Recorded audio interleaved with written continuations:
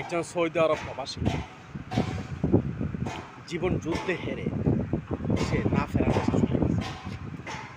সে এই পৃথিবী থেকে বিদায় হওয়ার কিছু আগ মুহূর্তে একটা মেসেজ দিয়ে তার ভাইয়ের কাছে, তার ভগ্নিপতির কাছে, যে আমার শ্বাস প্রশ্বাস নিতে কষ্ট হচ্ছে, আমি আর সহ্য করতে পারছি না, আমাকে আইসিইউর মধ্যে ভর্তি করা।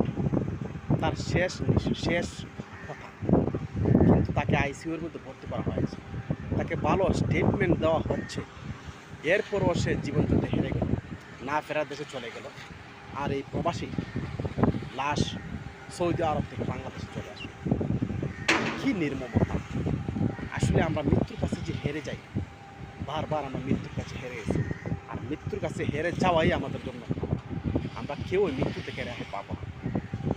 এই ভাই, তার 4 বোন, একটা ভাই, সে অর্থনৈতিক চাকাকে ঘোরানোর জন্য, তার মা বাবা বোনদের স্বপ্নকে পূরণ করার জন্য গত মার্চে সৌদি আরব ফাড়ি দিয়েছে।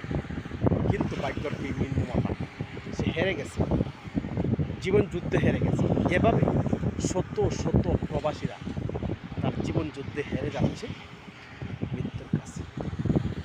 আল্লাহ তালার কাছে দোয়া করি, এই প্রবাসী সহ যত প্রবাসী আল্লাহ তালা এই প্রবাস জীবন ছেড়ে, পৃথিবী ছেড়ে চলে গেছে, সমস্ত প্রবাসীদেরকে যেন আল্লাহ তালা জান্নাতুল ফিরদাউস নসিব করে।